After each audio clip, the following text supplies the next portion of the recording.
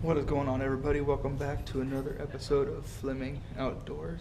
I hope you all are having a great day. So I'm going to go over something a little bit different. I'm going to talk about what I take with me to whenever I go pond hopping. Let's just get into it. First thing I always have is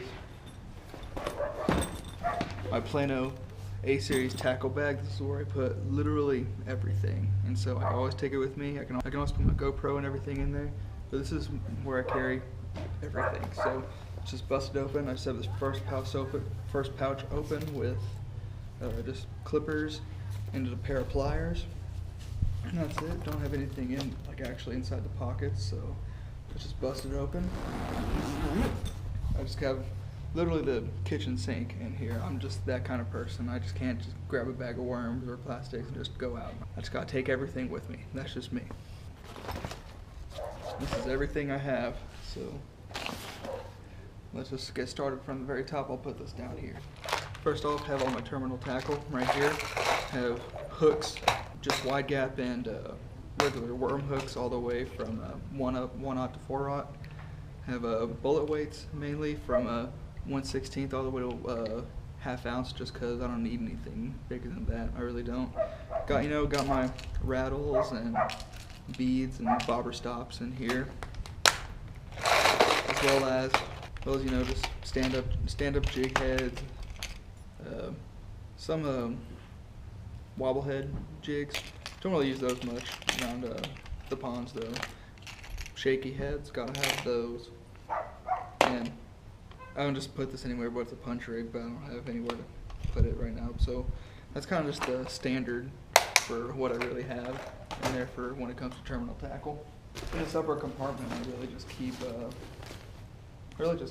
just random plastics. Literally just,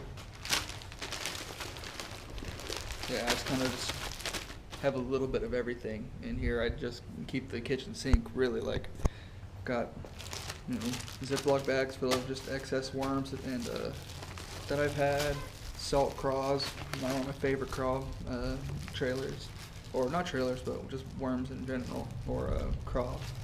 Well, just one of my favorite plastics in general. Random craws, Berkeley chigger craws, top two, second, well, probably my favorite craw plastic ever. Just kind of just a little bit of everything. Small small lizards, brush hogs, Christy craws. Got some creature baits from Catchco, from a mystery tackle box. So there's pretty much just all that. I'm just gonna just lay it all out. That's what it's gonna be, just laying everything out on the table, literally. My Ned rig box. Always have a Ned rig with me. It's probably just one of my favorite and easiest things to ever fish with.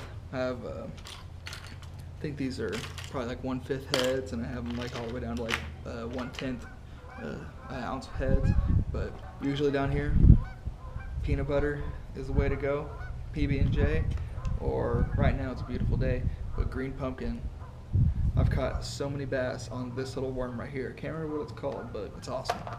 So I have just more plastics, and so people have been telling me that I don't have a lot of experience with swim baits, so that's what I started working on. So got just tons of assorted swim baits. I just went on a Bass Pro shopping spree the other day. Grubs, more swim baits. Swim baits I've just had just lying around, just all of them. I'm gonna put these out in their pockets though. All right, so first box. It comes with 5 little, I think they're like 3600 size little boxes, which fit perfectly. But you can take this little top compartment out. Take this top compartment out, it just zips out, and you'll just, if you want more space. But I'd like it because it's just a good divider. I'm just kind of OCD like that. So first box that I have is all my cranking crankbaits. Just kind of have a little bit of everything, ranging from just small little Rapalas to just some regular lipless. Got a lipless. I got a got a red eye shad in there. Just a couple random baits, but short diving or shallow diving. Got some shallow diving square bills and just some shallow diving crankbaits in here. Usually just a little bit of everything. Like this one, just like just these style, little bandits, kill them on the ponds. That's what I use most of the time, just because they don't run deep, but they still love them.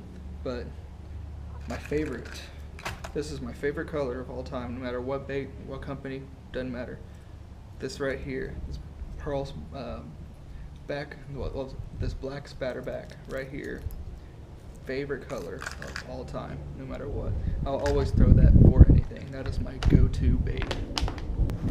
What do we got here? Top waters, a little bit of everything. Gotta have, you know, you gotta have your poppers, gotta have your frogs, your toads. Favorite top water of all time is this right here, if I can get it unstuck. Right here, shad popper. You don't need much more than that. Unless you're trying to get specific with top waters, shad popper, way to go. Gotta have the Spook Juniors in the bone color. Got some walking baits, shallow jerk baits. It's kind of just the norm. What is it? These Rapala shadow wraps. Killing them. That's one of my go-to baits in the winter, is the shadow wrap jerk baits. I love them. That's what I caught my PB on a couple years ago. It was a 6.5 on a I think it was either a shad wrap or it was a Smithwick jerk bait. I can't remember. Kind of just like bladed and swim bait baits. So gotta have, you know, the chatter baits in the pond. Just got just underspins, good for the winter. Just kind of got a little bit of everything in here. Swim bait heads, some split shot bullet weights. I can just put those on a worm hook and I can use those just so I can, if I'm using a swim bait, I can just, they'll have a little bit of weight on them. Small spinner baits, need to go stock up on some buzz baits, just small buzz baits, and a couple more chatter baits. That's what I need. Jig box, gotta have jigs. So my buddy's actually making me some jigs. So it's not exactly full, but got mainly just brush jigs and football head jigs.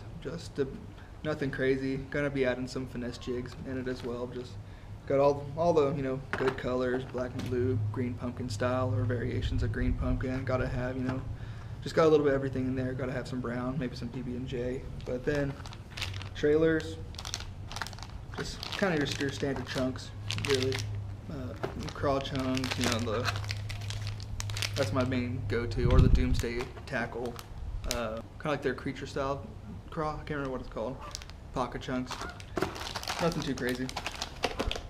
So for the last box, gotta have it. Wacky box. You can't go to a pond and not have wacky rigs. You know, just 1-aught, 2-aught. Got some nail weights in there. Wacky tool, gotta have it. There's a pond here in Norman. I can just take this green pumpkin wacky rig, this green pumpkin Senko style bait. That's all I need to take there. That is all I need to bring. So if y'all have any suggestions for what I need to add into my boxes or add to my arsenal, drop a comment down below, because I'll probably do it. Next I'm going to show you what kind of like the rods and the gear I always take with me when I'm pond fishing. First rod I'm going to show you. It's my spinning setup.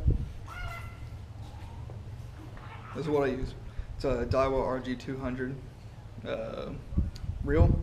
Got, I believe it's 20-pound braid tied onto 10-pound fluorocarbon. But it's a medium action rod, 7 foot. And it's kind of bendy in the front, so I can use it for a lot of, like, you know, kind of lighter situations as well.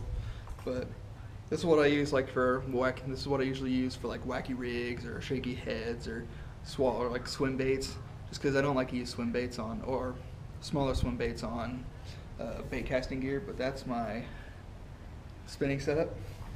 Now this is a Sixgill fishing Cypress rod, 7 foot medium power with a fast action tip.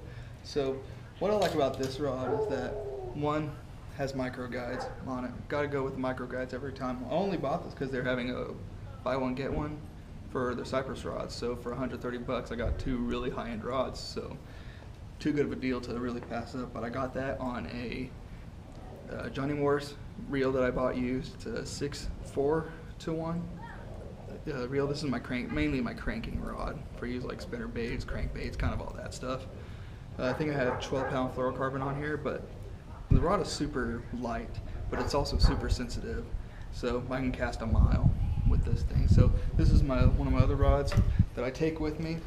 Plus the paint job is just awesome. I mean, check that out. I love this setup. So my last setup I always take 3 rods with me. You don't need anything bigger than that. So this is another Sixgill Cypress rod.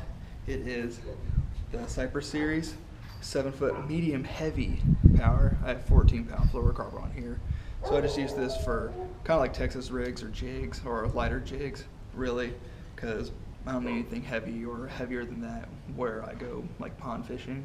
So this is really cool, and I just got a Texas rig like pretty much always on it at one time. So because I just love Texas rigs, they're my favorite. But got it on a Johnny Morris baitcaster. I think it's 7:3-to-1 ratio, and I mean, I bought both these reels used. Like, some guy was selling them both for like $100. So I'm like, shoot, yeah, I'm in college, I'll save some money.